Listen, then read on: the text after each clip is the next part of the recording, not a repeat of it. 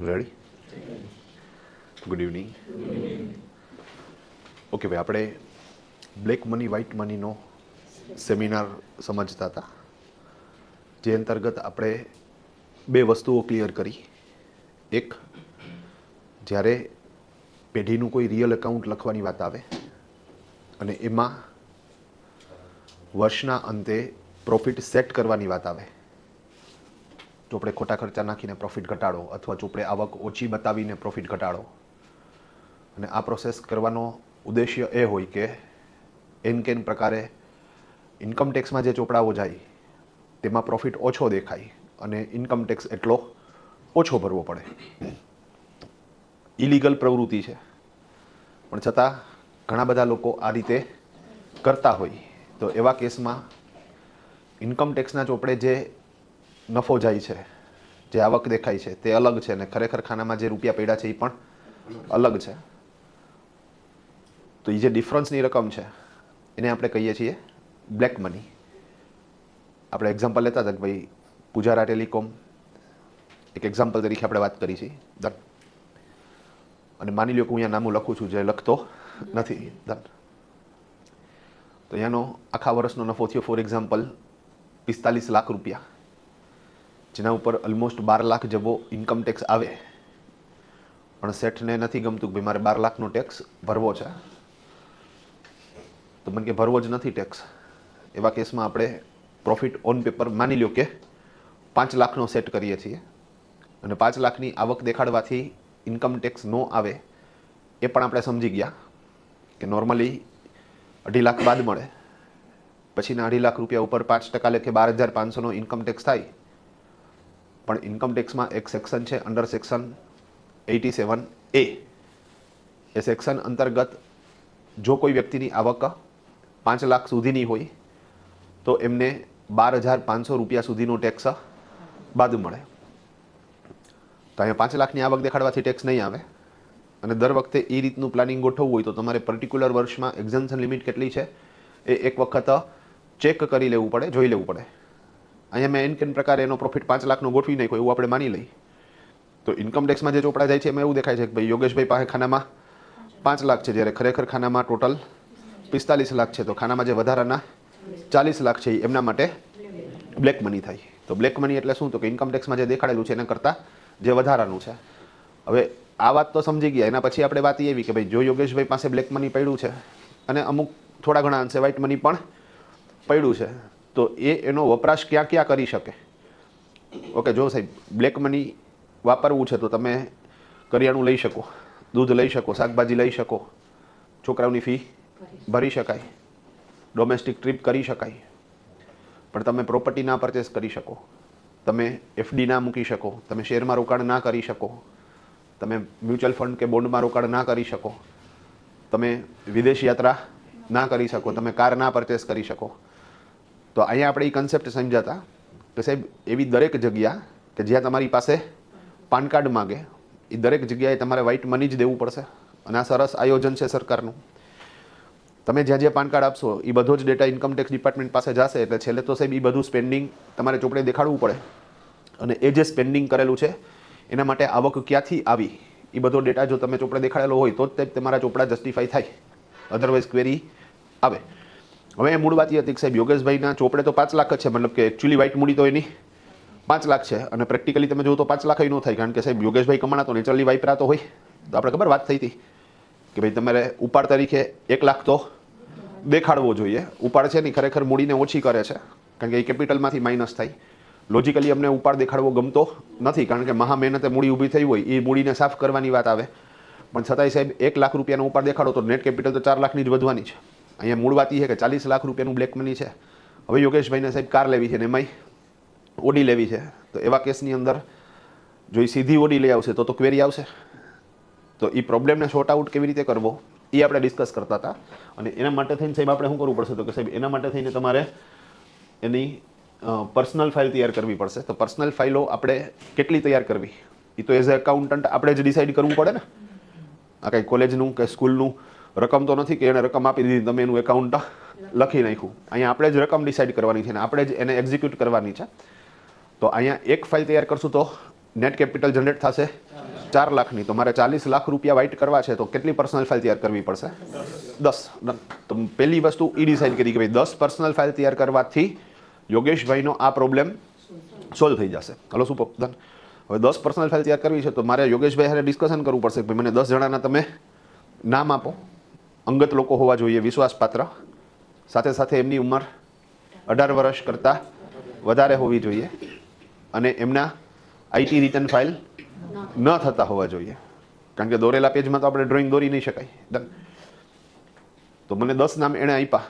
એમના પપ્પાનું નામ, એમના મમ્મીનું નામ, એમના ભાઈનું નામ, એમના ભાભીનું નામ, એના કાકાનું નામ, એમના કાકીનું નામ, કાકાના 2 છોકરાનું નામ, એમના વાઈફનું નામ અને એમના દીકરીનું નામ. આ 10 નામ એવા હતા કે જેના આઈટી રિટર્ન ફાઇલ થતા નથી અને 18 વર્ષ કરતાં ઉંમર વધારે છે, અંગત લોકો છે.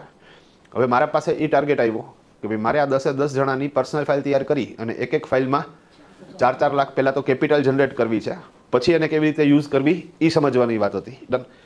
તો અહીંયા આપણે સમજ્યા કે ભાઈ બધા માટે પર્સનલ ફાઇલ તૈયાર કરવી છે તો ટોટલ તમારે 5 સ્ટેપમાં એ પર્સનલ ફાઇલ તૈયાર થશે.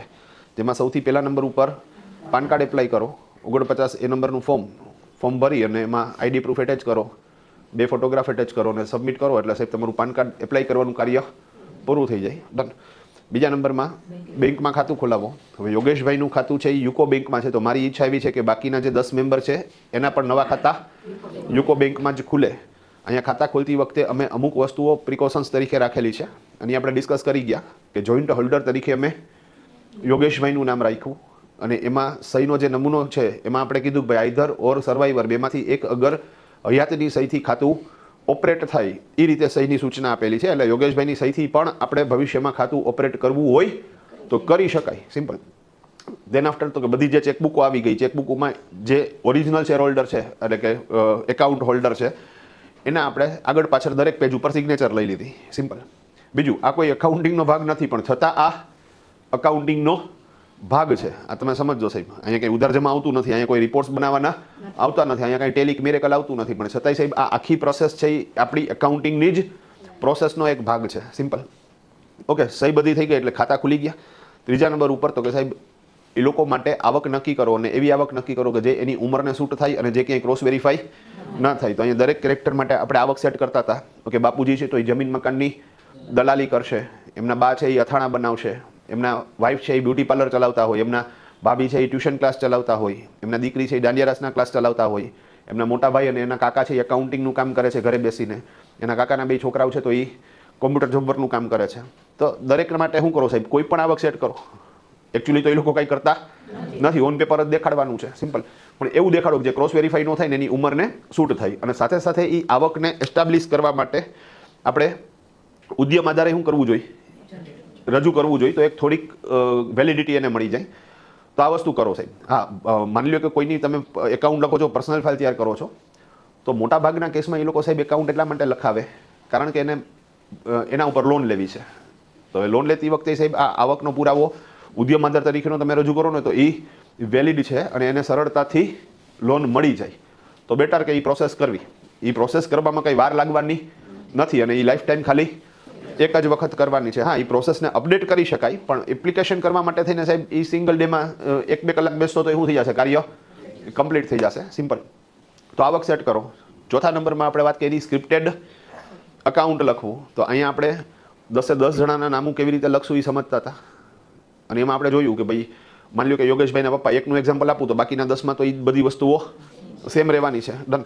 તો એમના પ્રોફિટ એન્ડ લોસ એકાઉન્ટમાં આવક તરીકે આપણે જમીન મકાનની દલાલીની આવક દેખાડશું, બ્રોકરેજ ઇન્કમ, અને કેટલા રૂપિયા દેખાડતા હતા?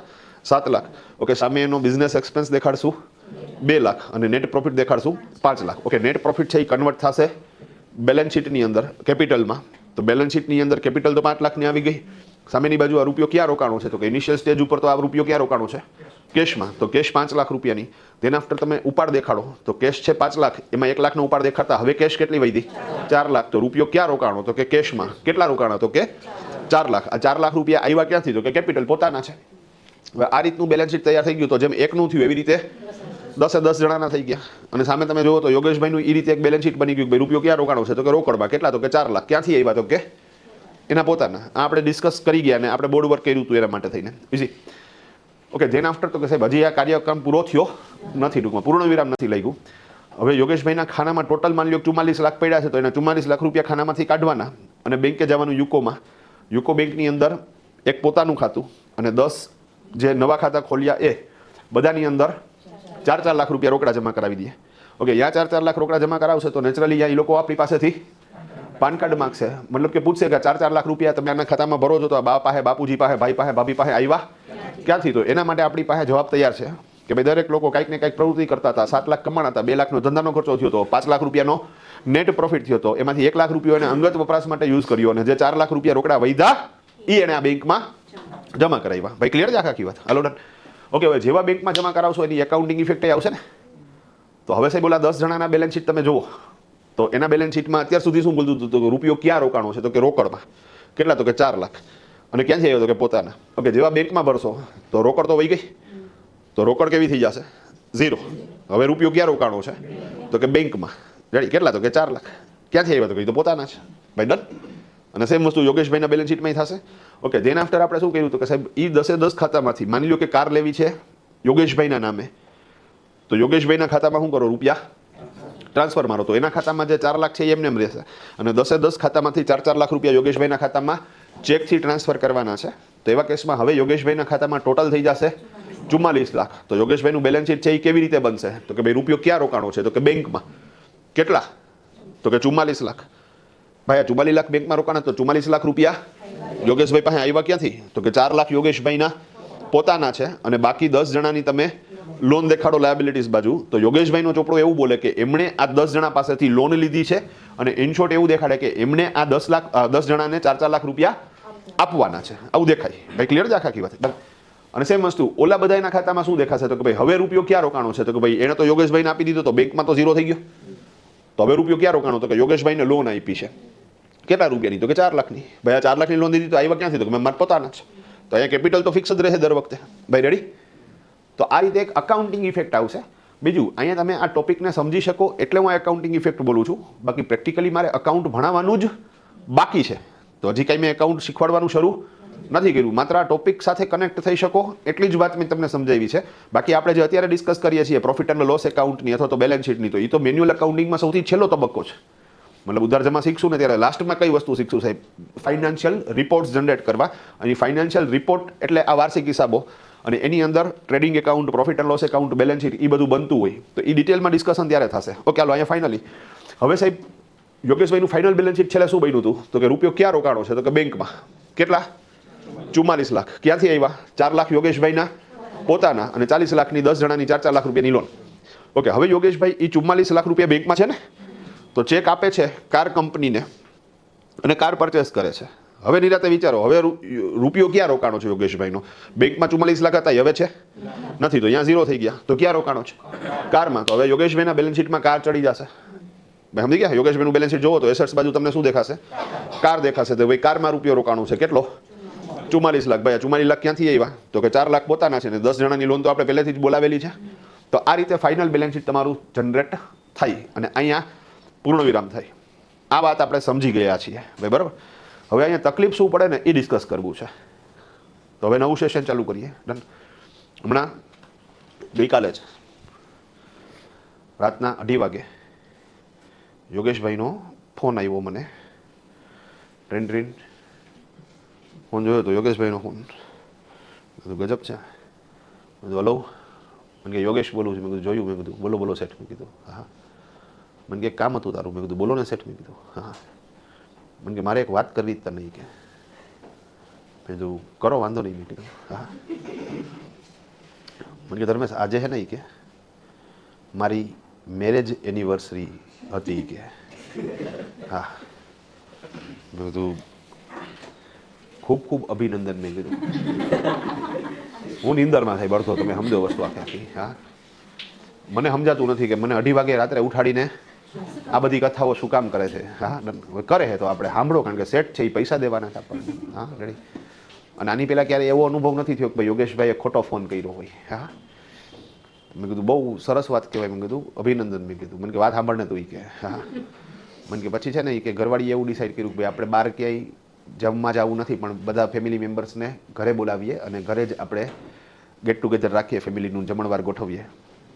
બધું ઉચ્ચ વિચાર મેં કીધું પારિવારિક મૂલ્યો ઓછા થતા જાય છે તો ખરેખર આવા તમને ઘરવાળા મળ્યા એ સૌભાગ્યની વાત. મને કે વાત સાંભળને તું એ કે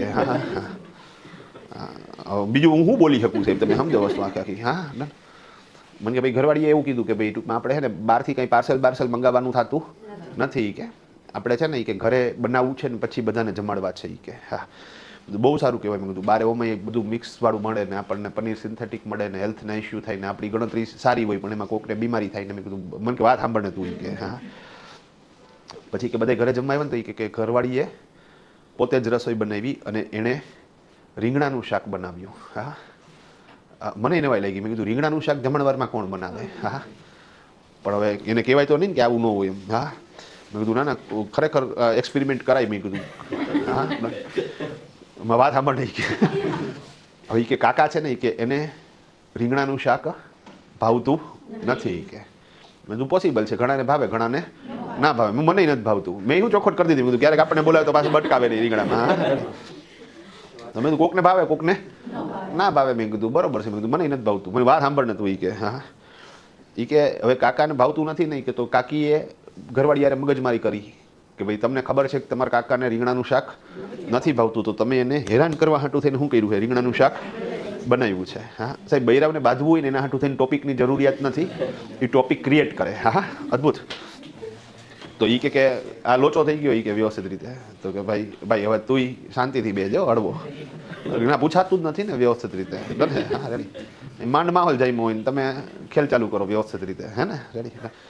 તો રંગારંગ ભાઈ પણ હું કે ક્યાં હતા આપણે?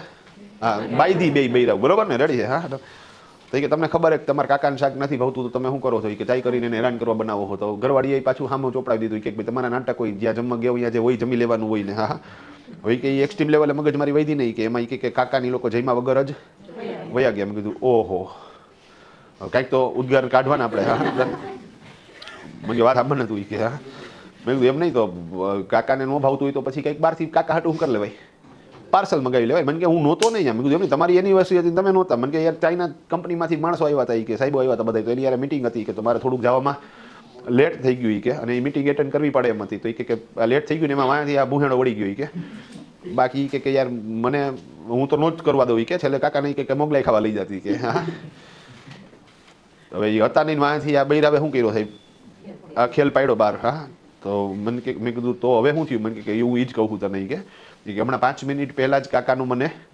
ફોન આવ્યો હતો એ કે અને કાકાએ મને એમ કીધું કે અમને અમારા કેટલા કેટલા કેટલા કેટલા કેટલા વધતા જાય છે ધીરે ધીરે. આ ડન રેડી. આ ડોનાલ્ડ ટ્રમ્પ જેમ ટેરી વધારતો જાય છે ને એમ તમે વધારતા જાય. કેટલા થાય? 16 લાખ થાય. હા રેડી છે. 16 લાખ કેવી રીતે થાય તમે સમજી ગયા ને?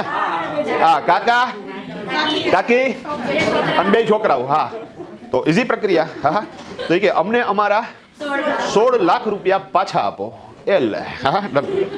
તો યોગેશભાઈને એટેક આવે તો કન્ફર્મ વસ્તુ છે. હા અને હવે તમે સમજી ગયા કે રાતના 2:30 વાગે યોગેશભાઈ આપણને ફોન હું કામ કર્યો છે. હા ડન. તો મને કે યાર આવી વાત કરી કાકાએ કે શું થાય? મેં કીધું દેવા પડે. મેં કીધું કાલ સવારે કાકા નેગોશિયેબલ ઇન્સ્ટ્રુમેન્ટ એક્ટ મુજબ તમારી ઉપર કોર્ટમાં કેસ કરે તો કાકા જીતી જશે. ભાઈ જો કાયદાના જાણકાર હોય ને એને એટલી તો ખબર હોય સાહેબ કે આ કેસ જીતા હે કે હરા હે. તમે સમજી ગયા વસ્તુ આખી. તો અમને એટલી તો ખબર પડે કે ભાઈ આ કેસ કાકા જીતે એનું કારણ છે કે સાહેબ તમે જ સાબિત કરી દીધું કે રૂપિયા કોના હે?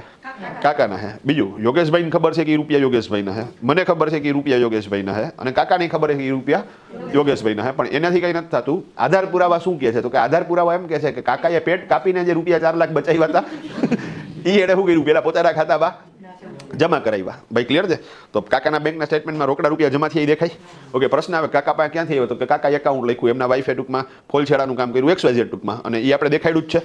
તો આપણે જેને એકાઉન્ટ લખી દીધા છે આપણે જેના રિટર્ન ફાઇલ કરી દીધા છે એ લોકો એ આવક કરે છે એ આપણે જ જસ્ટિફાઈ કરી દીધું છે અને ઓન પેપર આપણે જ સાબિત કરી દીધું છે કે એણે યોગેશભાઈને લોન આપી છે અને એનાથી ઉપર સાહેબ પાછું યોગેશભાઈના બેલેન્સ શીટમાં આપણે એ બધી રકમો લાયબિલિટી તરીકે દેખાડી છે અને કાકાના બેલેન્સ શીટમાં એસેટ્સ તરીકે લેણા તરીકે દેખાડી છે. તો સાહેબ લોચો તો થશે જ. કેસ થયો તો 110% કાકા શું થઈ જાય? જીતી જાય. મને કે આ જ બધા શબ્દો પ્રયોગ કરતા હતા કે ઓલું કયો એક્ટ કીધો? મેં કીધું નેગોશિયેબલ ઇન્સ્ટ્રુમેન્ટ એક્ટ. મને કે આ જ બોલાઈ કે હા કીધું એનો મતલબ એવો છે કે કાકાએ કોઈક વકીલ સાથે ઓલરેડી ડિસ્કસ કરી લીધું છે, કારણ કે આ બધા શબ્દો કાકાના નથી, આ શબ્દો બધા વકીલના છે, સિમ્પલ. તો મને કે શું થાય? મેં કીધું દેવા પડે.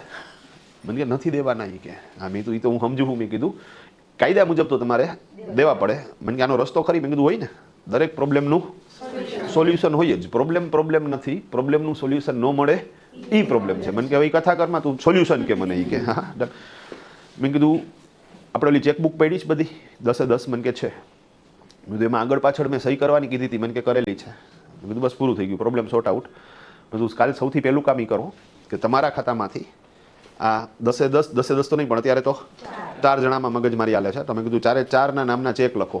ધારો કે યોગેશભાઈએ લોન લીધી છે ને, તો યોગેશભાઈની ચેકબુક લેવાની અને યોગેશભાઈની ચેકબુકમાં કેટલા ચેક ફાડવાના? 4 ચેક ફાડવાના, કાકાનો, કાકીનો અને 2 છોકરાઓના. અને કઈ રકમથી ફાડવાના? 4 લાખથી. અને તમારા ખાતામાંથી એના ખાતામાં ટ્રાન્સફર મારવાના. ભાઈ ક્લિયર છે આખા? પણ મને કે મારે ક્યાં દેવાના? મેં કીધું પૂરી વાત સાંભળો. મેં કીધું હવે એના ખાતામાં ટ્રાન્સફર મારી દેશો એટલે ઓન પેપર સાબિત થઈ ગયું કે તમે એને પૈસા આપી દીધા છે. હા હવે અહીંયા એ પ્રશ્ન ન કરતા કે યોગેશભાઈના ખાતામાં 16 લાખ ક્યાંથી આવશે, એ ગમે ત્યાંથી મેળ કરશે. જેવું તાળવે જોઈતો હોય છે ત્યારે ગમે ત્યાંથી આરટીજીએસ શું કરાવી દે. તો એમાં કઈ ટેન્શન લેવાની જરૂરિયાત નથી કે એ અત્યારે આપણો ટોપિકનો મુદ્દો નથી. સિમ્પલ વસ્તુ. એ ગમે ત્યાંથી મેળ કરી નાખશે ટૂંકમાં. પણ એ ગમે એમ કરીને એના ખાતામાં 16 લાખ લઈ આવશે અને એના ખાતામાંથી 4 લાખ રૂપિયાના ચેક એ આ 4 ખાતામાં ટ્રાન્સફર કરશે. હાલો હવે સેમ બેંક છે એટલે ટ્રાન્સફર એ કેવું થશે? ત્યારે ને ત્યારે રિયલ ટાઈમ પ્રોસેસ થશે. મને કે ઓકે. પછી કે બધું હવે એ લોકોની 4ની ચેકબુક તમારી પાસે છે જ? મને કે છે જ. આગળ પાછળ સહી કરેલી છે? મને કે છે જ. મેં કીધું 4 ચેકબુકમાંથી એક ચેક ફાડો, 4 લાખનો ચેક લખો અને ઉપર લખો સેલ્ફ. રેડી? ઉપર શું લખવાનું? સેલ્ફ. સમજાણી વાત? ઇઝી. બીજું સેલ્ફના ચેકમાં પાછળ સહી જોઈ ને? હા છે આપણી પાસે, ચિંતા નથી. ઓકે. અહીંયા એક પ્રશ્ન એ થાય, માની લો કે સાહેબ સહી ન કરાવી હોત તો? હા તો યોગેશભાઈની સહીથી થાત. હા તો આપણે સાહેબ ઓલરેડી આ એ તો પ્લાન બી છે, આપણે પ્લાન એમાં જ હજી રમી. તમે સમજી ગયા ને શું આખી?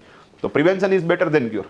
અને નેચરલી સાહેબ આવા ધુંબાઓ આવ્યો હોય ને ત્યારે આપણે સમજી ગਏ ટૂંકમાં આમાં કઈ રીતે આગળ વધવું જોઈએ. હા બીજું, આપણે કોઈની હારે ફ્રોડ નથી કરવું, પણ કોઈ આપણી સાથે પણ ફ્રોડ ના કરે એના માટે થઈને કાયદાની જાણકારી રાખવી જરૂરી છે. તો ઇઝી. ઓકે. તો મને કે હવે શું કરવાનું? મેં કીધું એ લોકોના ખાતામાંથી 4 લાખ રૂપિયાના સેલ્ફના ચેક લખો ને એના ખાતામાંથી 4 લાખ રૂપિયા રોકડા ઉપાડી લ્યો. મને કે ઓકે. મેં તો હવે હું તમને ટાઈમલાઈન આપી દઉં. સૌથી પહેલાં શું કરવું? સવારના પોરમાં 9 વાગે 9:30 વાગે જ્યારે પણ બેંક ખુલે ત્યારે ખુલતી બેંકે જ તમારે શું કરવાનું છે? પહોંચી જવાનું છે. હવે એ 4 ચેક ઓલા સેલ્ફના લઈ ગયા છો, એ પહેલામાં કાઉન્ટર ઉપર દેવાના છે કેશિયરને. મને કે પણ અત્યારે હું પહેલાં કેશિયરને કાઉન્ટર ઉપર આપીશ તો એના ખાતામાં પૈસા તો નથી, તો એ થોડા એક્સેપ્ટ. મેં કીધું ક્રમમાં આપણો વારો પહેલો આવવો જોઈએ.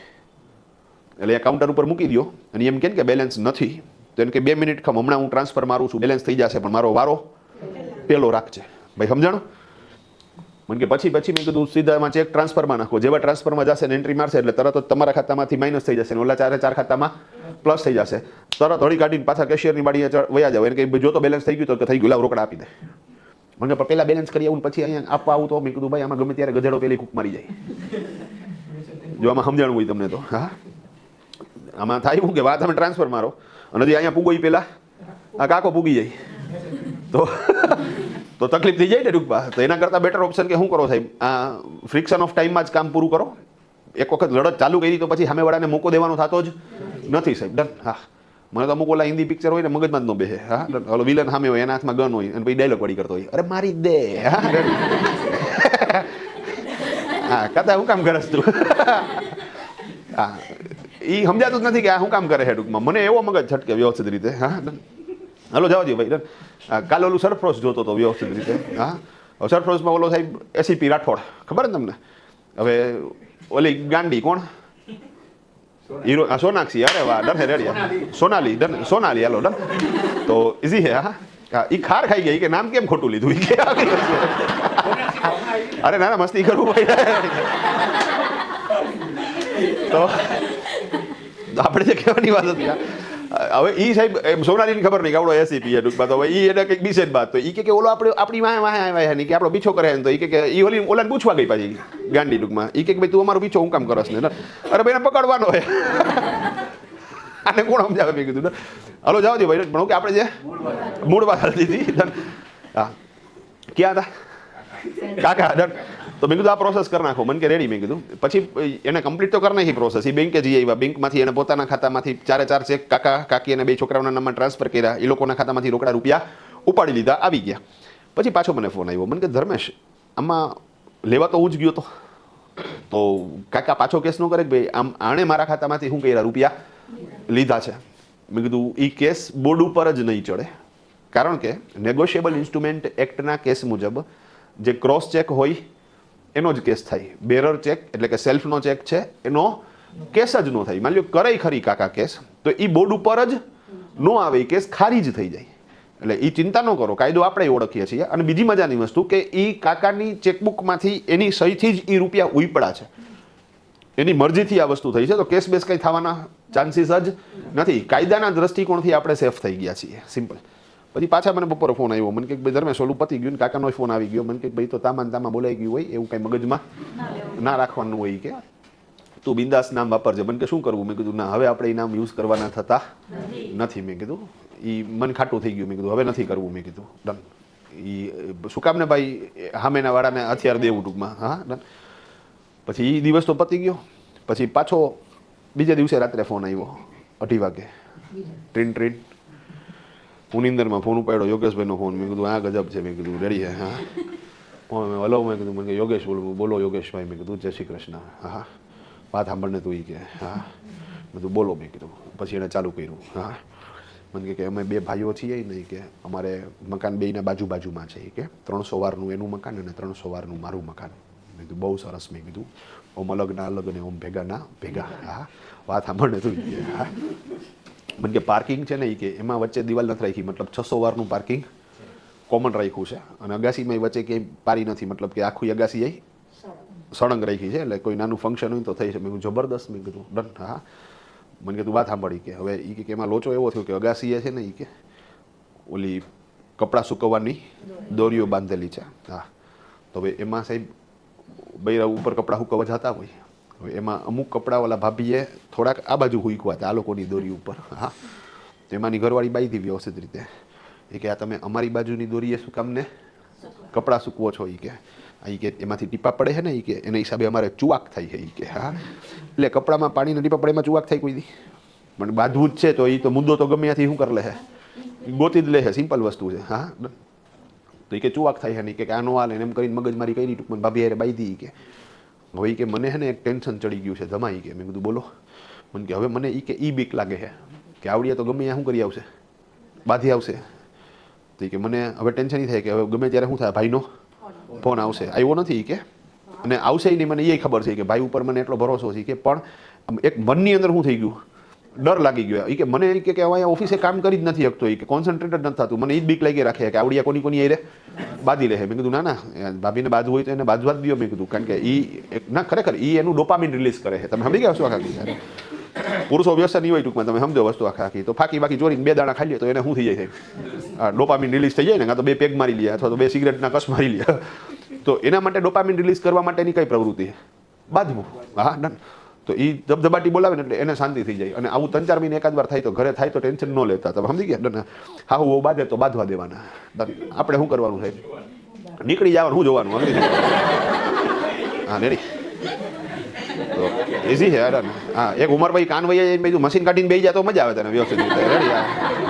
તને એમ લાગે 2 જણા અંતાક્ષરી રમાય છે. હા તો ના ખરેખર ઘરે બાંધ્યા હોય સાહેબ, આપણને એમ થઈ જાય સાહેબ સાંજે આપણે બીજો ફ્લેટ ગોતીને જવું પડશે, આ લોકો ભેગા રહી શકે એવી કન્ડિશનમાં જ નથી. હા એ લેવલે બાંધ્યા હોય. સાંજે ઘરે જાય તો બે સાહેબ એક થાળીમાં જમતા હોય. હા એ કે મમ્મી તમે ગરમ રોટલી લ્યો. એ કે હા મેં કીધું એ લે. હા મેં કીધું આટલી ઝડપથી તમે સુલેહ કરી લ્યો એ હાલે જ નહીં. હે અહીંયા હા લંબાવું જોઈએ ને. મેં કીધું અહીંયા હા મારા બાપાનું બીપી હાઈ કરી નાખ્યું તમે. મેં કીધું ડન હે. હું પપ્પાની સામું જોઉં. મને કે મોજ કરી કે ડન હે. હા રિલેક્સ. શરૂઆતના 5-7 વાર તમને એવું લાગે કે શું થાય છે, પછી તો કે પછી તમે શું થઈ જવા નથી, ટેવાઈ જાઓ. ઇઝી સિસ્ટમ છે. તો ડન.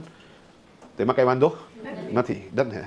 તો એ એનું ડોપામિન રિલીઝ કરે બાંધીને ટૂંકમાં. તો એને આનંદ આવે છે ને ટૂંકમાં બાંધવામાં. હા તો કે બાંધવા દો. હા રેડી. એમાં કંઈ વાંધો નથી. મને કે તો આમાં પણ કરવું શું કે મને ટેન્શન ચડે રાખે, એનું કંઈ સોલ્યુશન કરી. મેં કીધું હોય જ ને, દરેક પ્રોબ્લેમનું સોલ્યુશન હોય. મેં કીધું પ્રોબ્લેમ નથી, પ્રોબ્લેમનું સોલ્યુશન ન હોય.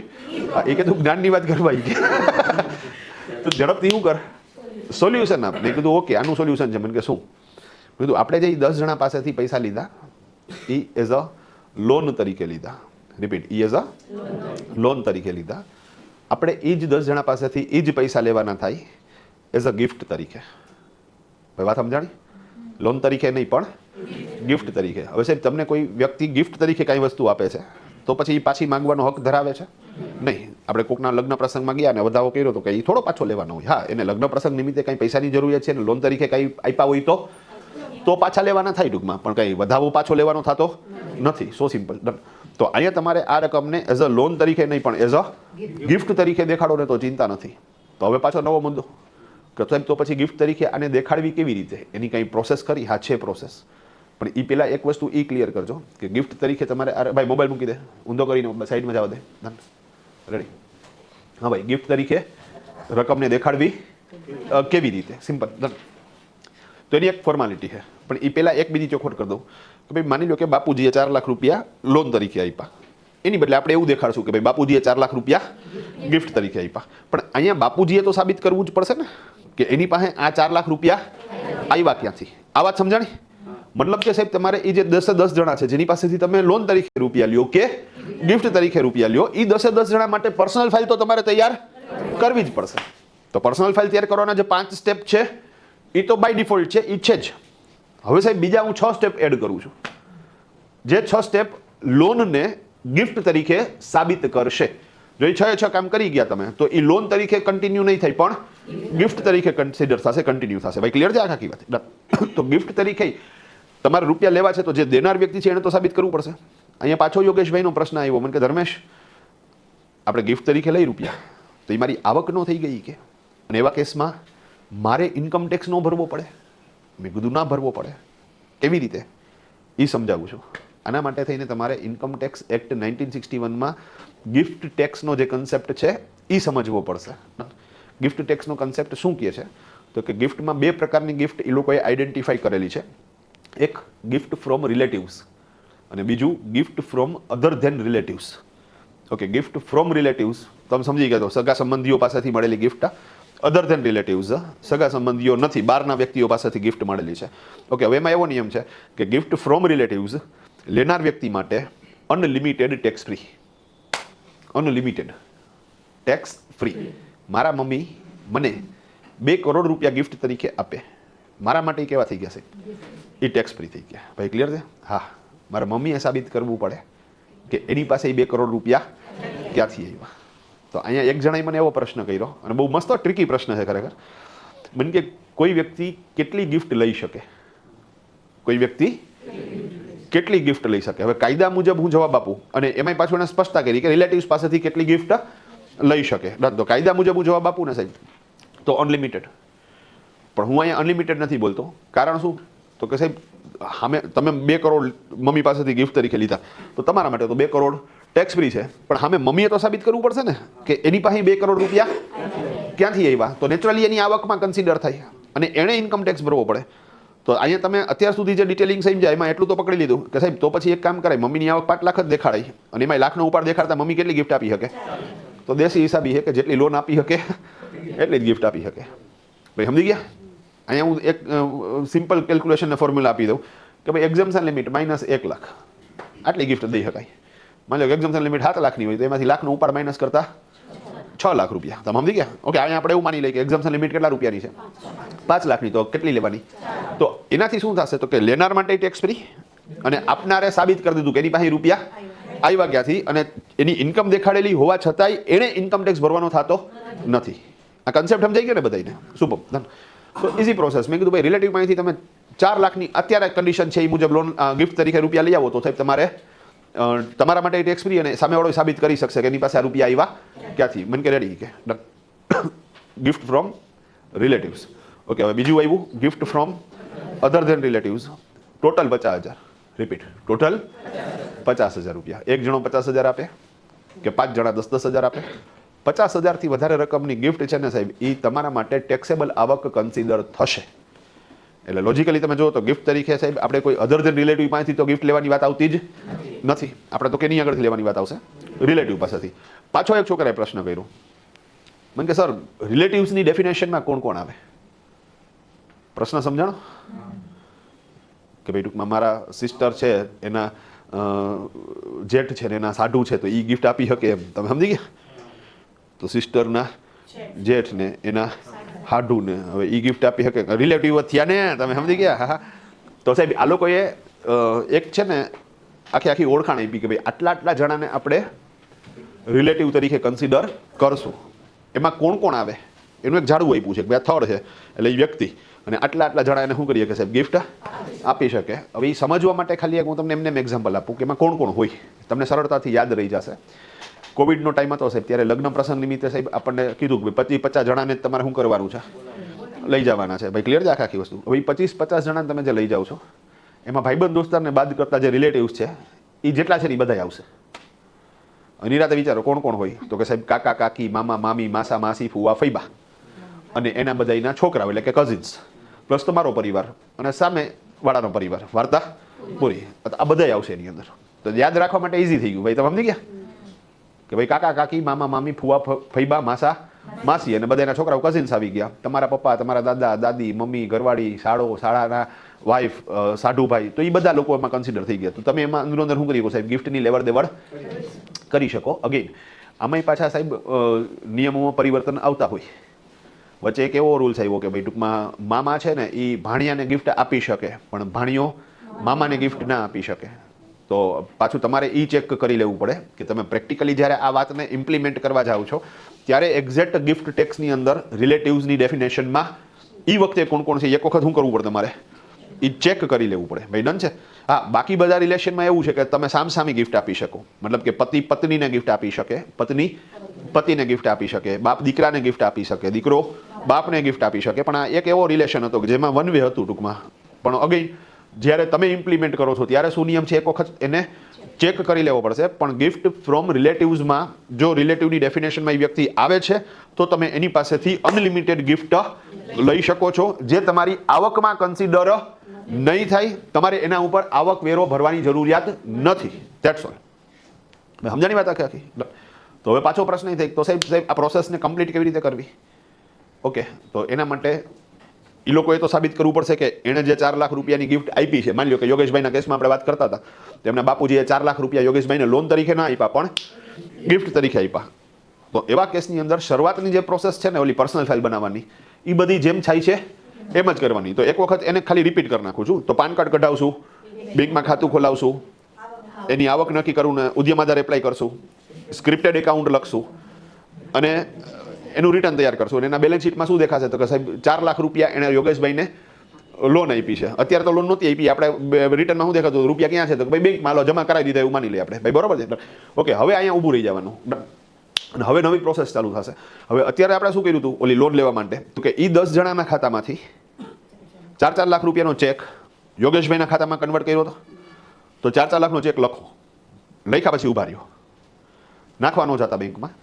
એ ચેકની પાછળની સાઈડમાં લખજો કે ગિફ્ટેડ ટુ યોગેશભાઈ. ભાઈ ક્લિયર?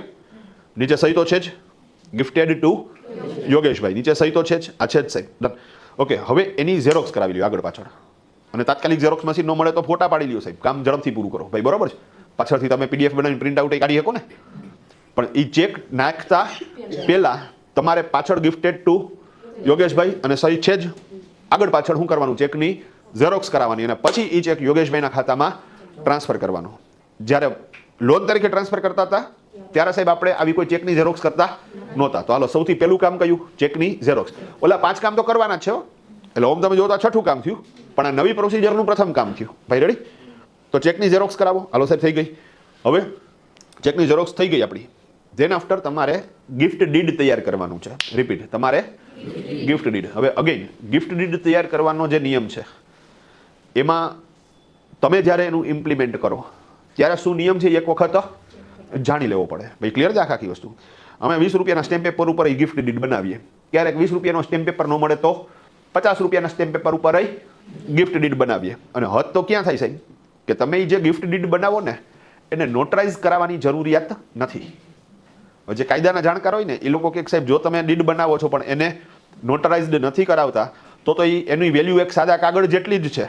એની વેલ્યુ એક સાદા કાગળ જેટલી જ છે. તો કે 100% સાચી વાત છે, એની વેલ્યુ સાદા કાગળ જેટલી જ છે. પણ એક ફોર્માલિટી છે. આમ ડીડ બનાવી હોય તો આમ શું થાય, થોડુંક પ્રોફેશનલ લાગે ને ટૂંકમાં. તમે સમજી ગયા? અને હાવ દેશી ભાષામાં કહું તો એઝ અ એકાઉન્ટન્ટ આપણે કંઈક કામ તો દેખાડવું પડે ને. તો એને લાગે કે ભાઈ ના કંઈક તો કર્યું આને, સિમ્પલ વસ્તુ. અને એક બસ એક મેન્ટાલિટી સેટ થાય ટૂંકમાં, બીજું કાંઈ નથી ભાઈ. ક્લિયર છે આખી વસ્તુ? તો તમે એ ગિફ્ટ ડીડ બનાવી નાખો, નોટરાઇઝની જરૂરિયાત નથી. લખાણ કેવી રીતે લખાશે એ ખાલી એક એક્સપ્લેન કરું છું તમને. બાકી તમે ગિફ્ટ ડીડની અંદર શું લખાણ કરવું એ ચેટ જીટીપીને પૂછો તો એ તમને શું કરી દેશે, એનો આન્સર આપી દેશે ભાઈ. ક્લિયર છે? પણ મોટી મોટી વાતના શુદ્ધ ગુજરાતીમાં વાત કરું તો લખાણ કેવી રીતે લખાશે, તો કે ગિફ્ટ આપનારના નામે તમારે ઓલો સ્ટેમ્પ પેપર લેવાનો છે, બરાબર. અને દેન આફ્ટર લખાણ થશે. માની લો કે એમના કાકાના નામ હરિભાઈ છે ટૂંકમાં, અને હરિભાઈ જ શું કરે છે, ગિફ્ટ આપે છે. તો લખાણ થશે કે ભાઈ હું હરિભાઈ પૂજારા કૌંસમાં કાકા રહે રાજકોટ, આથી જાહેર કરું છું કે અંકે રૂપિયા 4 લાખ આંકડામાં શબ્દોમાં આ તારીખે આ ચેક નંબર, આ બેંકનો ચેક, આ બ્રાન્ચનો ચેક થી શ્રી યોગેશભાઈ પૂજારા કૌંસમાં ભત્રીજો ને ગિફ્ટ તરીકે આપું છું. કુદરતી લાગણી અને પ્રેમ છે એટલે આ નાણાં ગિફ્ટ તરીકે આપું છું. તેથી ભવિષ્યમાં મારે આ નાણાં પરત લેવાના થતા નથી. જ્યાં સુધી સૂર્ય, ચંદ્ર અને તારા રહેશે ત્યાં સુધી મારે આ નાણાં પરત લેવાના થતા નથી. કોઈપણ પ્રકારના કેફી દ્રવ્યોના સેવન કર્યા વગર કે કોઈપણ પ્રકારના દબાણમાં આવ્યા વગર હું આ નાણાં ગિફ્ટ તરીકે આપું છું. યોગેશભાઈને તેમના ધંધામાં સફળતા મળે તેવી શુભકામના. અહીંયા એક પેરેગ્રાફ પૂરો. પછી નીચે યોગેશભાઈ આભાર વિધિ વ્યક્ત કરશે કે ભાઈ હું યોગેશ પૂજારા હરિભાઈ પૂજારા પાસેથી ગિફ્ટ પેટે રૂપિયા 4 લાખ સ્વીકાર કરું છું અને તેમનો આભાર વ્યક્ત કરું છું. That's all. નીચે ગિફ્ટ આપનારની સહી અને ગિફ્ટ લેનારની સહી. અને ભાઈ આવી બધી ચોખવટો આવા સ્ટેમ્પ પેપરમાં દસ્તાવેજમાં થતી હોય છે. તમે ઘણી વખત દસ્તાવેજ વાંચો તો તમને થોડુંક નવીન લાગે, પણ આવા બધા શબ્દ પ્રયોગ થતા હોય છે. સિમ્પલ. તો ડન, ડીડ બની ગયું. નોટરી કરાવવાની કંઈ જરૂરિયાત નથી. ઓકે, તમને હરખ ચડું ના મારે નોટરી કરાવો, કોઈ ના નથી ભાઈ. ક્લિયર છે આખી વસ્તુ? ડન. ઓપ્શનલ છે, પણ અગેન તમે જ્યારે પાછું પ્રેક્ટિકલ ઇમ્પ્લિમેન્ટ કરો ત્યારે ઓપ્શનલ છે કે નહીં એ જોઈ લેજો સાહેબ. હા, ત્યારે માની લો કેવો નિયમ આવે કે 300 રૂપિયાનો સ્ટેમ્પ પેપર લેવાનો અને એને નોટરી કરાવવાની, તો એ કરાવવાની. એના જે નિયમ જે તે સમયના છે એને શું કરવું પડે, ફોલો કરવું પડે. તો સૌથી પહેલા નંબર ઉપર ચેકની ઝેરોક્સ, બીજા નંબર ઉપર ગિફ્ટ ડીડ તૈયાર કરશો ભાઈ. ક્લિયર છે? ડન. ઓકે, ત્રીજા નંબર ઉપર ગિફ્ટ આપનારનું બેંકનું સ્ટેટમેન્ટ એન્ટ્રી થઈ ગયા પછીનું. તો હરિભાઈનું બેંકનું સ્ટેટમેન્ટ અને ખબર એને 4 લાખ ટ્રાન્સફર કર્યા, તો પાછું તાત્કાલિક નું કઢાવતા, એન્ટ્રી થઈ જાય પછી કઢાવજો. અને સ્ટેટમેન્ટ જાજુ હોય તો પહેલું પેજ અને જે પેજમાં એન્ટ્રી હોય ઈ પેજ, 2 પેજ આગળ પાછળ પ્રિન્ટ આઉટ કઢાવી લ્યો. પણ એમાં જે એન્ટ્રી હશે એ ડેબિટ થયેલી હશે. તેમાં 4 લાખની એન્ટ્રી એ તારીખમાં ડેબિટ હશે ને, તો બને તો હાઇલાઇટરથી એને શું કરી નાખો સાહેબ, ઘાટી કરી નાખો ભાઈ. ડન. તેના આફ્ટર ચોથા નંબરમાં ગિફ્ટ લેનારનું બેંકનું સ્ટેટમેન્ટ એન્ટ્રી થઈ ગયા પછીનું, એટલે કે યોગેશભાઈનું બેંકનું સ્ટેટમેન્ટ એન્ટ્રી થઈ ગયા પછીનું. અને એમાંય એન્ટ્રી ક્રેડિટ બોલતી હશે, એને હાઇલાઇટરથી શું કરી નાખો સાહેબ, તમે ઘાટી કરી નાખો, એટલે આમ અલગથી નોટ દેખાય ભાઈ. ક્લિયર? તો 4 વિગત થઈ ગઈ. હાલો, સૌથી પહેલા ચેકની ઝેરોક્સ, ધેન આફ્ટર ડીડ તૈયાર કરો, ધેન આફ્ટર ગિફ્ટ આપનારનું બેંકનું સ્ટેટમેન્ટ એન્ટ્રી થઈ ગયા પછીનું, ગિફ્ટ લેનારનું બેંકનું સ્ટેટમેન્ટ એન્ટ્રી થઈ ગયા પછીનું, ગિફ્ટ આપનારનું મૂડી ખાતું, કેપિટલ એકાઉન્ટ. હવે અગેન એકાઉન્ટિંગ પ્રોબ્લેમ થઈ ગયો, પણ નોર્મલી તમે કોઈને ગિફ્ટ આપો છો તો એ ધંધાનો ખર્ચ કહેવાય કે અંગત ખર્ચ કહેવાય? અંગત ખર્ચ કહેવાય. તો મૂડીમાંથી જ માઇનસ થાય ને. તો at the end of time ગિફ્ટની રકમ છે એ કેપિટલમાંથી જ શું થશે, માઇનસ થશે. તમે સમજી ગયા? કારણ કે હવે એનું કાંઈ લેણું રહેતું નથી. તો એને જેવો ચેક ટ્રાન્સફર કર્યો તો સામે રૂપિયો ક્યાં રોકાણો, તો ક્યાંય નહીં, વયો ગયો સાહેબ, ગિફ્ટ આપી દીધી. તો અહીંયા આ બાજુ મૂડીએ શું કરવી પડે, તમારે માઇનસ કરવી પડે ભાઈ. સમજી ગયા તમે મસવા ખાખી? તો ગિફ્ટ આપનારનું મૂડી ખાતું તમે યાદ કરો, 12મા ધોરણમાં સાહેબ તમારે આવતું લગ્ન પ્રસંગ નિમિત્તે અપાયેલ ચાંદલો.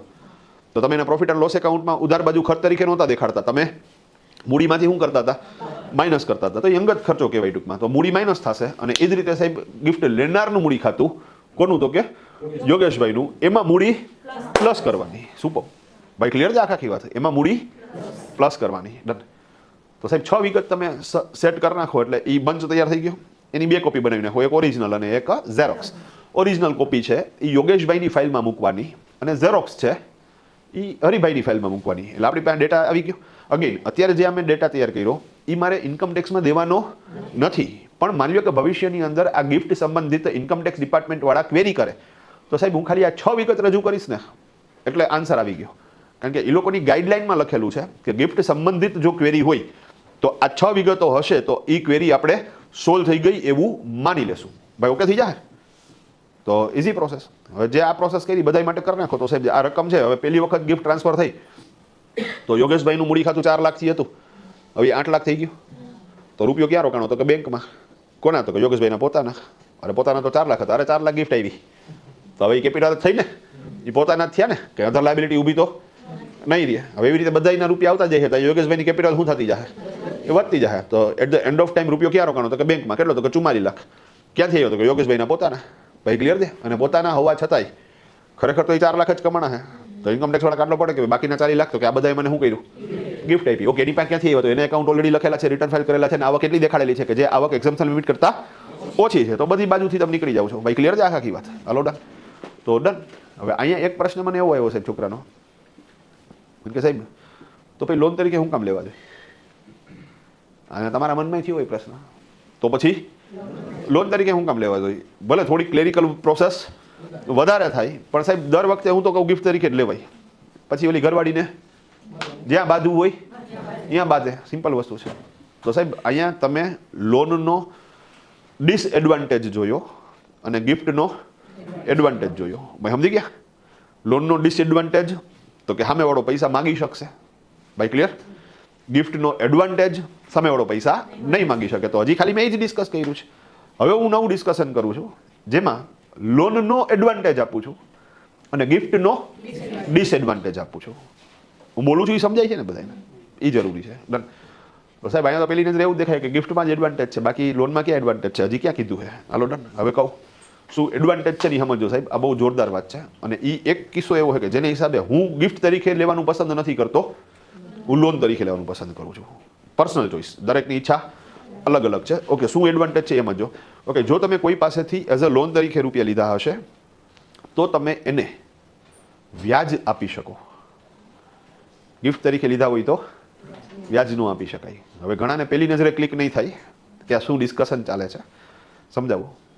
હવે સાહેબ મેં બાપુજી પાસેથી લોન તરીકે લીધા. કેટલા રૂપિયા? 4 લાખ. તો હું બાપુજીને શું કરી શકું? વ્યાજ આપી શકું ને. તમને એમ થાય પણ એ વ્યાજ દેવાનો ફાયદો શું ફાયદો એ કહું તમને. ભાઈ હું ઓલરેડી ટેક્સથી પીડાવું છું. તમે સમજી ગયા? મારે ઓલા ચોપડે શું કરવા પડે છે સાહેબ? 3 માણસો રાખવા પડે છે, એને પગાર દેવા પડે છે, ખોટા ખર્ચાઓ નાખવા પડે છે, ત્યારે મારો પ્રોફિટ શું થાય છે? સેટ થાય છે. હવે હું કોકને વ્યાજ આપું તો સાહેબ એ વ્યાજ આપીશ તો એ વ્યાજ મારા માટે તો ખર્ચો જ છે ને. તો વ્યાજ મારા માટે ખર્ચો, તો મારો પ્રોફિટ શું થાય? ઘટશે. તો મારે જે ઓલા ખોટા ખર્ચા નાખવાની જરૂરિયાત હતી એ ન રહી. હવે એની સામે તમે કહો સાહેબ એ વ્યાજ તમારા માટે ખર્ચો છે પણ સામેવાળા માટે તો આવક છે. અરે તો ભલે ને સામેવાળા માટે આવક હોય, તો એ લોકો તો ખોટી આવક જ દેખાડતા હતા ને. અહીંયા ક્યાં કોઈ સાચી આવક કરતા હતા? બાપુજી શું કરતા હતા? જમીન મકાનની દલાલી કરતા હતા. હવે હાચે બાપુજી શું કરે આપણને ખબર છે? શું કરે છે? બાકી એટલું કરે છે. હા રે, હું કાંઈ નહીં. તો ઇઝી પ્રોસેસ છે. ઘરે જોતા નથી તમે? અઘરી સિસ્ટમ છે. હા, તો એમાં કઈ ખોટું નથી ભાઈ. અને ઘરની તકલીફ છે તો કોઈ ચિંતા કરવાની જરૂરિયાત નથી. મનમાં ન રાખવું ભાઈ, બરોબર ને? કે આપણા જ ઘરે આવું થાય છે. બધાને થાય છે ભાઈ. ડન. હાલો ડન. અને ત્રાસ વધી જાય તો માણસો શું કરે? હા, એ હાડાની બેતમાં ટેલી શીખવા આવે, બરોબર? તો હાલો જાવ દઈએ ભાઈ. ડન. પણ કે આપણે જે મૂળ વાત આવતી હતી. હા ડન. અને અમુક ટેલી શીખવાડવા આવે. હા, તો ચિંતા ન કરતા, બધા એક નૌકામાં જ સવાર થઈએ, બરોબર ને? રેડી? હા ના. અને મને એક જણો બાર પછી મળવા આવ્યો. મને કે સાહેબ તમે ટેન્શન ન લ્યો, હરખું થઈ જાય. મારા હાઈ ક્લાસ જ છે, તો તને સારું લાગે એટલે કહું છું. હા, તો ઓકે ભાઈ. આપણે જે બુડવાસ હતી, હા ક્યાં હતા? તમે યાદ રાખતા જાજો, હલવાઈ જાવ જરા. રેડી? હું કઈ સાહેબ તો કે વ્યાજ આપીશ. તો કે વ્યાજ આપીશ તો શું થશે? તો કે વ્યાજ આપીશ તો મારો ખર્ચો દેખાશે. તો મારે કોઈ ખોટો ખર્ચો નાખવાની જરૂરિયાત નહીં રહે. અને એની સામે હું જેને વ્યાજ આપીશ, બાપુજી છે કે બા છે, એને એ આવક થશે. તો એ લોકો જે ઓલી ખોટી આવકો દેખાડતા હતા એ હવે દેખાડવાની જરૂરિયાત નહીં રહે. હા, હું ધ્યાન એ રાખીશ સાહેબ કે આવકમાં એટલી જ આવક દેખાડીશ કે એ લોકો પાછા એક્ઝમ્પશન લિમિટ કરતા વધી ન જવા જોઈએ. ભાઈ તમે સમજી ગયા? તો હું વ્યાજ દઈ શકું. વ્યાજ દઈ શકું ને સાહેબ, તો અહીંયા મજા આવી ગઈ. મેં કીધું હાલ, આ તો મજા આવી ગઈ. મેં કીધું આપણે વ્યાજ દેવાનું એટલે આપણો ખર્ચો એને આવક થાય તો આવક એક્ઝમ્પશન લિમિટ કરતા ઓછી રાખવાની, એટલે એને ઇન્કમ ટેક્સ ન આવે. તો મેં કીધું આ તો ઓળો ગોળો થઈ ગયો. મેં કીધું હા, તો એક ગાન બે કટકા. તો મેં નવા ખેલ ચાલુ કર્યા. હા, અને મેં વ્યાજ દેવાનું ચાલુ કર્યું સાહેબ 125%. હા હા, કેટલા? 125%. હા. તો બાપુજી પાસેથી લોન કેટલી લીધી હતી? 4 લાખની. તો 4 લાખની લોન લીધી હોય તો 4 લાખ ઉપર 125% લેખે વ્યાજ થશે 5 લાખ. હું 5 લાખનું વ્યાજ આપું. હવે તમે ગેમ તો સમજી ગયા હું. હા, તો 5 લાખનું વ્યાજ આપું તો મારો તો 5 લાખનો પ્રોફિટ ખટ કરતો નીચે. હવે એની સામે 5 લાખ રૂપિયા બાપુજીની શું થઈ ગઈ? આવક થઈ ગઈ. હા, પાછું એ ધ્યાન રાખવાનું કે હવે બાપાનું જે રિટર્ન ફાઇલ કરો ને એમાં ઓલી જમીન મકાનની દલાલીની આવક ન દેખાડતા. હા, બાપુજીએ એ બંધ કરી દીધું. હવે એને વ્યાજ વટાવવાનું ચાલુ કર્યું. હા, તો 5 લાખની બાપુજીને વ્યાજની આવક થઈ ગઈ. બાપુજીએ ઇન્કમ ટેક્સ કેટલો ભરવાનો? ઝીરો. આપણો પ્રોફિટ એમને એમ સેટ થઈ ગયો. તો એક ગાન બે કટકા ઓળો ઘોડો કરી નાખ્યો સાહેબ. હા ડન. તો હું તો બધાને શું કરીશ સાહેબ, 5-5 લાખ રૂપિયાનું વ્યાજ આપીશ તો 50 લાખનો નફો સેટ થઈ જાય સાહેબ. તમે સમજો તો બીજો કોઈ ખોટો ખર્ચો પેઢીમાં નાખવાની જરૂરિયાત જ ન રહે. અને એ લોકો જે બિચારા અલગ અલગ ઓલી ઉદ્યમ આધારમાં આવક દેખાડીને ખોટી આવક દેખાડતા હતા, એ હવે શું થઈ ગયું, એ બંધ થઈ ગયું. બીજું એન્ટ્રીના પોઈન્ટ ઓફ વ્યૂથી જોવો તો મારા ચોપડે ખાલી સાહેબ સમજી લો કે 10 જણાને વ્યાજ ખર્ચની એક એન્ટ્રી આવે, એટલે 10 એન્ટ્રીમાં વાર્તા પૂરી, પ્રોફિટ સેટ. એ લોકો બધામાં વચાડામાં શું થાય, એક એન્ટ્રી આવે આવકની, તો એનું રિટર્ન શું થઈ ગયું, સીધું ભરાઈ ગયું, ફાઇલ થઈ ગયું, વાર્તા જ પૂરી સાહેબ. કામ હાવ હેલું કરી નાખ્યું. હવે ઇન્કમ ટેક્સ વાળાને ખબર પડી ગઈ કે આ લોકોએ હાવ ખેલ ચાલુ કર્યા. ડન છે. હા, તો મને અહીંયા તો કે મેં કીધું બોલો, મને કે એમને 100% વ્યાજ કોણ દે કે. હા, મેં હું દઉં, મેં કીધું હા બધું અમે દઈ, અમને વાંધો નથી, એ લોકો લે એને વાંધો નથી, તમે ઠેકડા ઠેકડી છે નહીં કરો. મેં કીધું હા, મને કે અમે નથી સમજતા તો હું સમજાશ. મેં કીધું હું બધું સમજું, તમે બધું સમજો, તમે કરી શું શકો. હા, હવે આપણાથી સાહેબ એનો ઈગો હર્ટ થઈ ગયો અને આપણે શું બોલી ગયા, તમે કરી શું શકો. હા, હવે એ સરકાર છે, એ તો ગમે કરી નાખે. તો એણે નિયમ બનાવ્યો કે 18%થી વધારે વ્યાજ નહીં દઈ શકાય. એટલે હા ડન. આપણે 100%માંથી ક્યાં પૂગી ગયા, 18. હવે નિરાતે આખી વાત પૂરી સાંભળજો. હા ઓકે, 18% વ્યાજ દઈ શકાય. તો 18 તો 18 સાહેબ, હું કાંઈક તો દઈશ જ. તમે સમજી ગયા વસ્તુ આખી ફૂલ નહીં તો ફૂલની પાંખડી ટૂંકમાં. તો હું 18% લખે વ્યાજ દઈશ. તો બાપુજીની લોન કેટલી બોલતી હતી, 4 લાખની. તો 4 લાખ ઉપર 18% લખે વ્યાજ કેટલું થાય, 72,000. તો હું 72,000 બાપુજીને વ્યાજ આપીશ, 72,000 બાને વ્યાજ આપીશ. તો એ 10 જણાને 72,000 તો 7,20,000 રૂપિયાનું વ્યાજ તો આપીશ ને.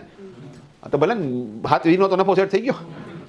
તો મારે હવે પ્રોફિટ સેટ કરવાનું અમે ખોટા ખર્ચા નાખવાના જતા, પણ 7,20 જેટલા ઓછા નાખવાના થશે. ભાઈ સમજાણી વાત આખી, નાખવા તો પડશે જ, પણ એ પ્રોબ્લેમ થોડોક અંશે તો શું થયો, રિલેક્સ થયો. હવે મને વિચારીને જવાબ આપજો. ડન. ઓકે, હવે બાપુજીને 72,000 તો વ્યાજની આવક થઈ જાય. ઓકે, હવે બાપુજીનું રિટર્ન ફાઇલ કરશું તો એમાં ઓલી જમીન મકાનની દલાલીની આવક દેખાડશું, દેખાડશું? જો નો દેખાડો તો ખાલી બાપાની આવક કેટલી દેખાય, 72,000. જ્યારે બાદ સરકાર આપે છે કેટલા રૂપિયા, 5 લાખ. તો શું કરવું જોઈએ, દેખાડાય. તમે સમજો વાત ને. હા, પાછા હરક પદુડા થઈને 5 લાખની નો દેખાડતા. ડન. હા, કેટલી દેખાડશો, 4 લાખ કેટલા, 4,28,000 દેખાડો. ભાઈ સમજાય છે?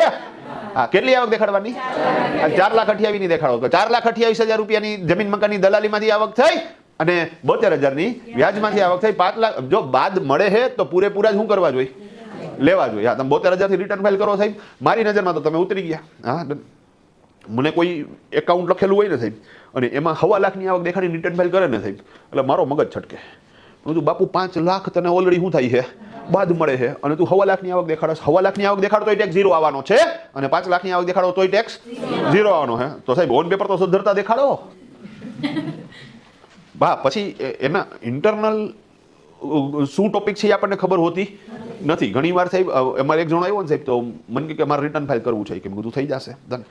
મને કે આપણે છે ને પેલા વર્ષે છે ને 60,000ની આવક દેખાડવી છે. મેં કીધું તો મેં કીધું 60,000ની આવક દેખાડો, 12 × 72 7,20,000ની આવક થાય તો ટેક્સ આવે. મને કે ટોટલ 60ની આવક દેખાડવી. હા, ટોટલ 60 લાખની, અરે 60,000ની આવક દેખાડવી. તો મેં કીધું મહિને 5,000 થયા. તો મને કે આ બહુ થઈ ગયા. કે મેં કીધું આમાં કોઈ લોન ન દે તને. મેં કીધું અને બીજું નોર્મલી એક ઇન્કમ ટેક્સમાં સેક્શન છે. સેક્શન એવું કહે છે કે સાહેબ જો કોઈ વ્યક્તિની આવક ટેક્સેબલ આવક કરતા ઓછી હોય તો એવા કેસમાં એને આઈટી રિટર્ન ફાઇલ કરવું ફરજિયાત નથી. It's not mandatory to file income tax return while your income is below taxable income. તો મેં કીધું 60,000ની આવક દેખાડો તો રિટર્ન શું કામ ફાઇલ કરસ? મેં કીધું જ્યારે ફરજિયાત તો નથી. મને કે તમે ન સમજો કે તમે 60,000ની દેખાડજો કે મેં લોન બોન ન મળે કઈ સજા. મને કે તમારે શું કામ છે કે તમારે 60,000ની આવક દેખાડવાની. કે પછી બીજા વર્ષે હે ને કે આપણે કે થોડુંક કે મેં કીધું વધશે. તો મને કે ના થોડું ઘટશું કે આપણે 55,000ની આવક દેખાડશું, પછી 50,000ની આવક. મેં કીધું આ ગાંજો બાંજો મારીને આવ્યું હોય. નોર્મલી લોકો જે વાત કરે એના કરતા આ શું કરે છે, આ ઊંધી વાતું કરે છે. મેં કીધું લોકો લોન લેવા હાટું થઈને આવતા હોય તો એમાં તો આવક ઓન પેપર ઊંચી દેખાડે તો એને લોન થોડીક શું થાય, વધારે મળે. અથવા તો ક્યાંક વિદેશ જવું હોય તો વિઝા માટે થઈને એપ્લાય કરવું હોય તો આવક વધારે દેખાડે તો સરળતાથી વિઝા મળે. મેં કીધું આમાં તો હા ભંગારના પેટનું એકાઉન્ટ લખાડું. મેં કીધું મને કે તમે ન સમજો. પછી મને સમજાણું સાહેબ એને છૂટાછેડાનો કેસ હાલતો હતો. તમે સમજી ગયા? તો ભરણ પોષણ ઓછું દેવું પડે ને એ હેતુથી સાહેબ મારા દીકરા શું કરે છે, ઓછું દેખાડે છે. હા ડન. આ હું તમારે, અને આ રિયલ વાત છે, આ હું તમારી યાર એટલે શેર કરું છું કે તમને ખ્યાલ આવે કે તમારો ક્લાયન્ટ છે ને એ શું ઈચ્છે છે એ સમજો અને એને અનુરૂપ તમારે શું કરવાનું છે સાહેબ. હા, પાછું મજાની વાત, તમે એકાઉન્ટન્ટ છો, અકાઉન્ટિંગ જ કરવાનું છે.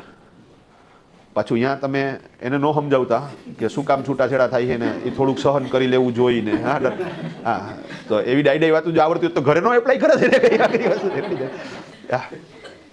તો એ આપણું કામ નથી હો. બી પ્રોફેશનલ ભાઈ, ક્લિયર છે આખા શું? બી પ્રોફેશનલ ડન. ત્યાં એને જે કરવું એ કરે, સાચો એ ખોટો ડઝન્ટ મેટર. મારે એને શું કરવાનું છે? એકાઉન્ટ લખી દેવાનું છે, પ્રોપર સેટ કરી દેવાનું છે, વાર્તા પૂરી થઈ ગઈ સાહેબ, ડન.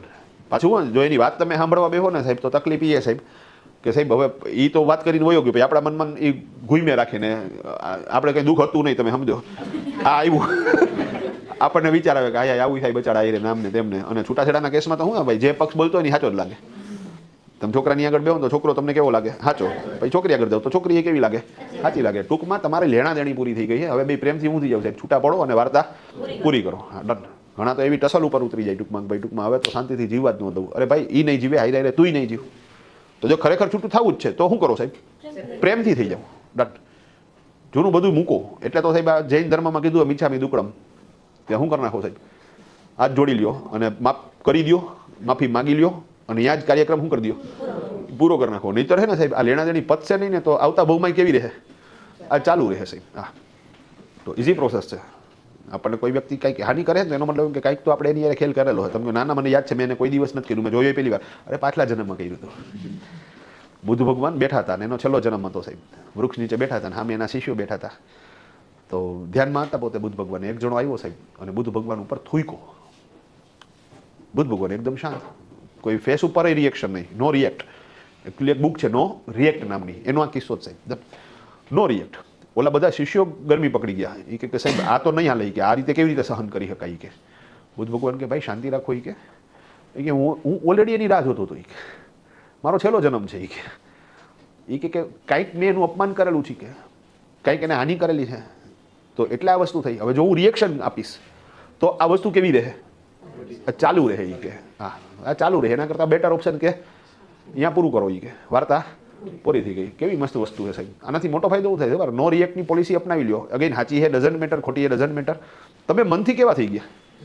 રિલેક્સ થઈ ગયા. કોકે તમારી હાનિ કરી ટૂંકમાં, કે કોકે આ તકલીફ થઈ ટૂંકમાં, તો ઓકે ભાઈ કાંઈક હતી લેણા દેણી, હવે એ ચેપ્ટર પૂરું થઈ ગયું, વાર્તા પૂરી કરો. સિમ્પલ વસ્તુ. હાલો ડન. પણ અગેન આપણે જે મૂળ વાત ચાલતી હતી એકચ્યુઅલી, હા સત્સંગ નથી હાલતો રેડી. તો ક્યાં હતા તમે? કંઈક નવી દુનિયામાં વયા જાઓ, બરોબર? ઓકે, તો અહીંયા હું બધાને કેટલા વ્યાજ આપીશ. અહીંયા વાત ત્યાંથી આવી હતી, હવે તમને પકડાવું વાત ને. તમે 72,000 બોલ્યા ત્યાં હું હલવાઈ ગયો. તમે સમજી ગયા છો કે 5 લાખ બોલ્યા તો કથા જ ન થતા. અગ્રી સિસ્ટમ ગાડી. તો ભાઈ જેટલા બાદ મળે એટલા શું કરવા જોઈએ? એ લઈ લેવા જોઈએ. હોય 100%. ડન. હા, તો અહીંયા 5 લાખ બાદ મળે તો 5 લાખ પૂરેપૂરા લઈ લ્યો સાહેબ. ડન. તો કેટલી આવક દેખાડશું? 428ની અને 72,000ની વ્યાજની આવક. ઓકે, આ વખતે શું થાય ખબર? હવે સાહેબ આ આપણે છે ને આંબો વાવી દીધો.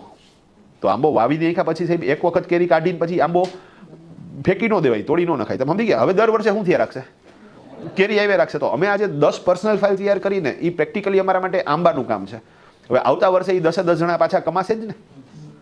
તો હવે કાંઈ મારે પાન કાર્ડ કઢાવવાના નથી, બેંકમાં ખાતા ખોલાવવાના નથી. આખું બેઝ તૈયાર છે. ખાલી મારે દર વર્ષે એના રિટર્ન ફાઇલ કરવાના છે. રિટર્ન ફાઇલ કરીને હું શું કરીશ તો કે સિમ્પલ ઓળો ઘોડો કરી નાખ્યો છે. યોગેશભાઈનું એકાઉન્ટ લખાશે, એમાં પ્રોફિટ સેટ થશે, તો અહીંયા બ્લેક મની જનરેટ થશે. હવે આ વખતે જેમ યોગેશભાઈને કાર લેવી છે, એમ આવતા વખતે મળી લો ફ્લેટ લેવો છે, કોઈ જગ્યા લેવી છે, વિદેશ યાત્રા કરવી છે, એના રૂપિયા વાપરવાના જ છે. અને વાપરવા માટે પહેલી વસ્તુની જરૂરિયાત છે વ્હાઇટ મની. વ્હાઇટ મની કરવા માટે જો ટેક્સ વગર વ્હાઇટ કરવા હશે તો પર્સનલ ફાઇલ. એટલે પર્સનલ ફાઇલ દર વખતે શું કરવાની? બનાવવાની. એ લોકોના ખાતામાં રૂપિયા જમા કરાવવાના, એના ખાતામાંથી યોગેશભાઈના ખાતામાં ટ્રાન્સફર કરવાના, અને પછી યોગેશભાઈને જે કરવું છે એ પ્રોસેસ કરશે. ભાઈ ગેમ સમજાણી આખી? અગેન આ આખી પ્રક્રિયા છે ઇલીગલ પ્રેક્ટિસ છે, પણ સમાજમાં આ રીતે વર્ક થાય છે તો તમને ખબર હોવી જરૂરી છે. સિમ્પલ. આ હું આને પ્રમોટ નથી કરતો, પણ આ રીતે લોકો શું કરે છે સાહેબ? કામ કરે છે. Easy process. ભાઈ ગેમ સમજાણી આખી? તો ગિફ્ટ તરીકે શું કામ અને લોન તરીકે શું કામ? તો બેયના એક પોઝિટિવ પોઈન્ટ છે અને એક નેગેટિવ પોઈન્ટ છે. તમને મજા આવે એમ કરો સાહેબ. Easy process. આ રેડી? તો અટકાવીએ તકલીફ.